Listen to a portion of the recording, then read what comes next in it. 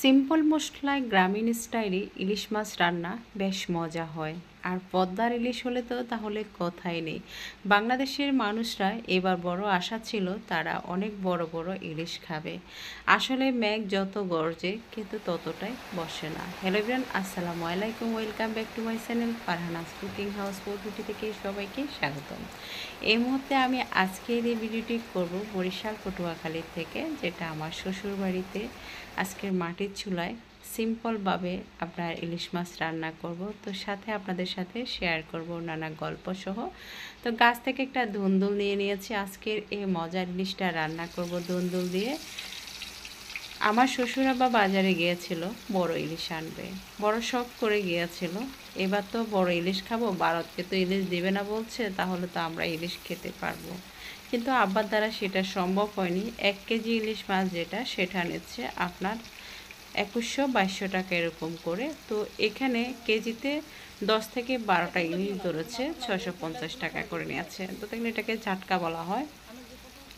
যাই হোক, শ্বশুর আব্বা মনটা খারাপ করেছিল। তো আব্বাকে বললাম মন খারাপ করার কোনো প্রয়োজনই নেই, আপনি যেমন আছেন এটাকে আমরা স্বাদ করে রান্না করব। তো আমরা সবাই যখন একত্রিতভাবে পরিবারের সবাই একত্রিত হয়ে বসলাম, তখন কিন্তু এই ঝাটকা ইলিশটাকে ভালো করে ধুয়ে নিয়েছি। এখন এটাকে একটু হালকা ভেজে নিচ্ছি আমি। এদিকে আমি এই ইলিশ মাছ রান্না করার জন্য সিম্পল মশলা, যেটা নিয়মিত আমাদের রান্নার কাজে যে মশলাগুলো ব্যবহার করা হয়, ওইটা নিয়েছি।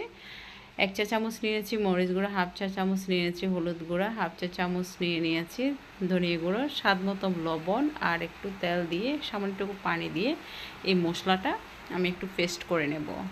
আমার শাশুড়ি মনে করেছিল আজকের ইলিশটাকে আপনার বাটা মশলা দিয়ে তৈরি করব, তো হঠাৎ কাজে ব্যস্ত হয়ে যাওয়াতে মার পারেনি। তো আজকে আমি এই বাটা মশলার কিন্তু স্বাদটা এভাবে করে নিচ্ছি।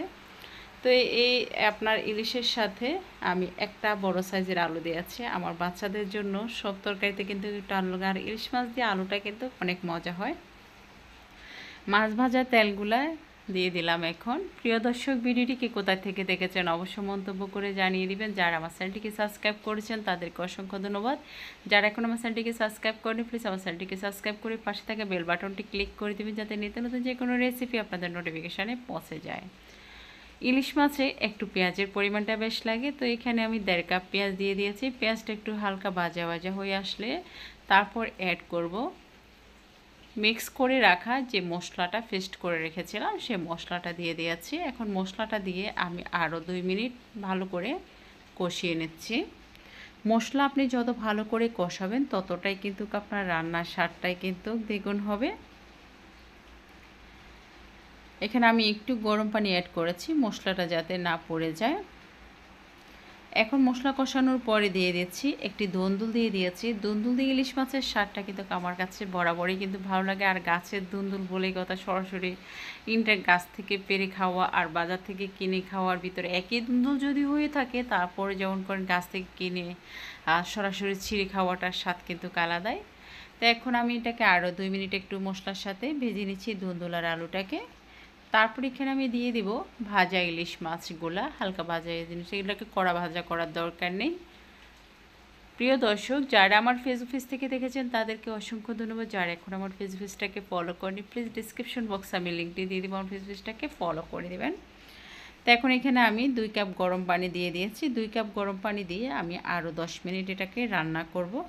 ইলিশ মাছ রান্না করতে বেশি কতক্ষণ সময় লাগে না। তো এখন ঢেকে দিয়ে এটাকে আমি রান্নার উপরে কিছু কাঁচামরিচ দিয়ে দিয়েছি। ইলিশ মাছ রান্না করার সময় অবশ্যই কাঁচামরিচ দিবেন। কাঁচামরিচের ফ্লেভারটাই কিন্তু ইলিশ মাছের স্বাদটা কিন্তু অপূর্ব এবং অসাধারণ স্বাদ লাগে। সুন্দর একটি গ্রানও ছড়িয়ে পড়ে। তো মাছটাও কিন্তু রান্না হয়ে আসলো। রান্নার শেষে এখন আমি দিয়ে দিচ্ছি ভাজা জিরে গুঁড়া। আম্মাকে দেখতাম সবসময় ইলিশ মাছ রান্নার শেষে, যে কোনো মাছ মাংস রান্নার শেষে এরকম ভাজা জিরে গুঁড়ো দিয়ে দিত, অনেকটাই স্বাদ লাগতো, সুন্দর একটি গ্রান ছড়িয়ে পড়তো। কি সুন্দর একটি কালার এসেছে, অবশ্যই আপনারা দেখতে পাচ্ছেন। তো ভিডিওটি যদি ভালো লেগে থাকে পরিবার পরিজনকে নিয়ে শেয়ার করবেন, ফ্যামিলি ফ্রেন্ড সার্কেলদের সাথে শেয়ার করবেন। বড় ইলিশের প্রয়োজন নেই, খাওয়ার জন্য যদি হয় ছোটো ইলিশ দিয়েও আপনি স্পেশালভাবে তৈরি করে খেতে পারেন। আমি আমার পরিবারের জন্য তৈরি করে নিলাম। ধন্যবাদ সবাইকে, ভালো থাকবেন। আসসালামু আলাইকুম।